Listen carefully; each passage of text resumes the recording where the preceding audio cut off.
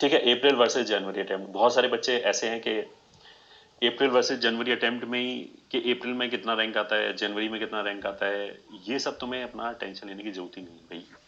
तुम ऐसे कोई स्ट्रेटजी नहीं बना सकते कि जनवरी में मैं अच्छा करूंगा और अप्रैल में तो रैंक आता ही नहीं है, ऐसा कुछ नहीं है। अप्रैल में भी लोग बाग पेपर देते ही है ना।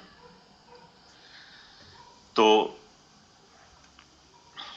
ये सब अपने दिमाग से निकाल दें। कुछ कुछ लोग तुम्हें इस तरह की चीजें बोलते हुए मिल जाएंगे कि जो रैंक जनवरी में आता है वही आगे कंटिन्यू होता है, ऐसा कुछ भी नहीं है भाई। ऐसा होता तो आईआईटी वाले अपने आप ही अप्रैल हटा देते ना, ये ठीक है। तो there is a difference definitely कि अप्रैल में थोड़ा सा लोगों का परफॉर्मेंस अच्छा रहता है क्योंकि उनके पास ज्यादा टाइम हो जाता है, ये ठीक है, performance marks wise. But that does not mean कि उनका परसेंटाइल ऊपर चला गया, ये ठीक है।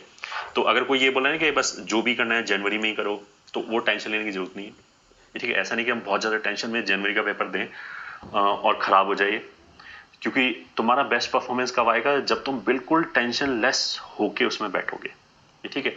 या फिर कुछ बच्चे उल्टे हैं कि हमें मेन तो हम अप्रैल में ही करेंगे, जनवरी वाला तो हम ऐसे ही बस दे रहे हैं, ये ठीक है। अब जाके बैठ गए और अपना फुल 100% दे नहीं रहे, इधर उधर ताक रहे हैं, टीचर से बात कर रहे हैं, ये ठीक है। और वहां पे बैठ के कहीं बैकग्राउंड में गाना चल रहा है तो उसका गाना सुन रहे हैं साथ में, ऐसा भी नहीं होना चाहिए। मतलब बिल्कुल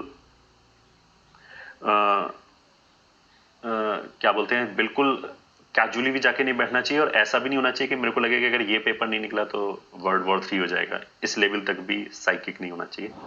तो देयर हैज टू, अपना नॉर्मल पेपर मान के अपना बेस्ट देने की कोशिश करो, अपने आप आ जाएगा। हाँ, अब कुछ बच्चों का मेरे पास क्वेश्चन आ रहा है कि सर हम जनवरी का पेपर छोड़ दें, ये एक जनरल साइकी है, ये ठीक है। कुछ बच्चे को ऐसा लग रहा होगा कि मेरी प्रिपरेशन फुल नहीं है, मैंने पेपर दिया तो उसमें मार्क्स अच्छे नहीं आएंगे तो मैं डिमोरलाइज हो जाऊंगा, या फिर कोई भी XYZ रीजन हो सकता है कि अगर मेरे पेपर में से मार्क्स नहीं आए तो मेरे पेरेंट्स मेरे को बहुत डांटेंगे और अगले 4 महीने और डांट सुननी पड़ेगी अप्रैल से पहले पहले, ये ठीक है। तो मैं बोलूंगा इस तरह की नेगेटिविटी को अपने दिमाग से हटा दें, जनवरी का पेपर जरूर दें, ये ठीक है।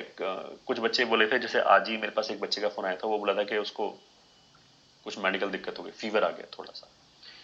तो ऐसी चीजें चलती रहती हैं लाइफ में, उसका ये मतलब होता है लाइफ रुक जाएगी। अगर फीवर आ गया तो भाई फीवर की दवा लो और वहां पे जाके एग्जाम दो। जब तुम एग्जाम में बैठे होगे तुम फीवर सब कुछ भूल जाओगे, ये ठीक है। If you are in a condition to sit for 3 hours then definitely you should give जनवरी का टाइम। अगर तुम्हारी प्रिपरेशन अच्छी नहीं है तो भी तुम्हें देना चाहिए, ये ठीक है। अब ये कुछ नहीं होता कि अगर मार्क्स कम आए तो मैं डिमोरलाइज हो जाऊंगा। अगर तुम्हारी preparation up to the marks नहीं है तो ये तुम्हें भी पता है, अप टू द मार्क नहीं है तो ये तुम्हें भी पता है, और तुम्हें अगर पता है तो उसमें तुम्हारी एक्सपेक्टेशन पहले से सेट है, तो मार्क्स नहीं है तो कोई बात नहीं। तुम तो ये देखो जितना तुम्हें आता है, मान लिया तुम्हारा सिलेबस 70% कंप्लीट है, 70% जो कंप्लीट है उसका जो पोर्शन है उसमें से तुम कितना कर पाते हो, ये ठीक है। एग्जामिनेशन हॉल में हम जाते हैं, अलग ही तरह की वाइब होती है, वहां के अलग ही तरह का एनवायरमेंट होता है, ये ठीक है। और अगर हमें वो इन्वायरमेंट की आदत है तो हमें वो चीजें बड़ी नहीं लगेंगी, और जब अप्रैल का अटेम्प्ट दोगे, ये ठीक है, फुल फ्लेज्ड एफर्ट से, तो उसमें चीजें तुम्हें पहले एक एक्सपीरियंस हो तो डेफिनेटली बेटर होता ही है। ये किसी भी चीज की हम प्रैक्टिस करके जाएं तो डेफिनेटली डिलीवरी बेटर ही होगी किसी भी चीज की। तो आई वुड से कि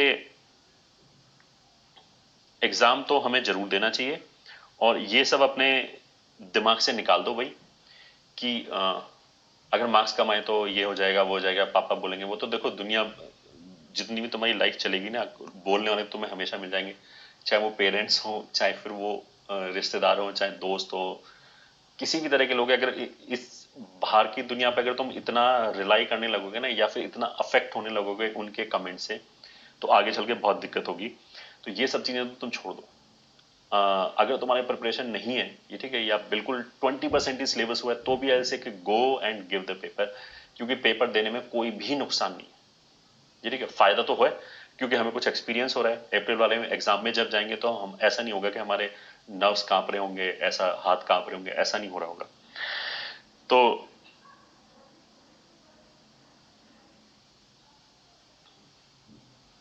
आई विल से कि पेपर जरूर देना चाहिए, ये ठीक है। नेक्स्ट, डर लग रहा है, ये एक फेमस क्वेश्चन है बहुत सारे बच्चों का कि डर लग रहा है।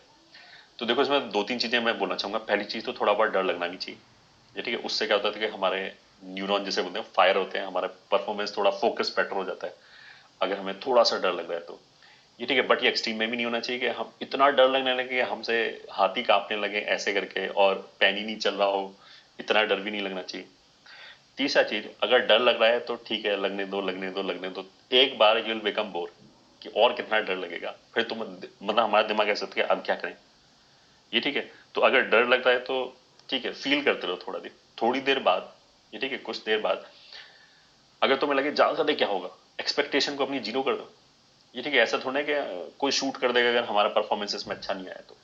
ये अपने दिमाग में बिठा लो कि जब तुम अपने दिमाग से बिल्कुल हर तरह का डर निकाल दोगे तभी तुम्हारी परफॉर्मेंस बेस्ट आएगी।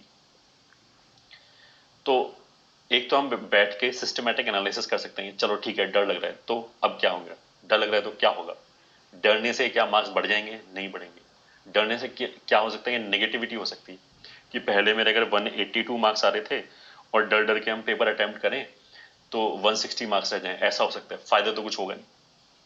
ये ठीक है, तुम तो अपने स्टेक्स हटा दो कि अब तो जो होना था वो हो गया, भाई जितने मार्क्स आने थे वो आएंगे ही, जितने मार्क्स आने थे वो आएंगे ही, अब इससे डरने या नहीं डरने से कोई फर्क नहीं पड़ता। ये ठीक है, मैं केमिस्ट्री बोल रहा हूँ, इसमें भी आई विल कम।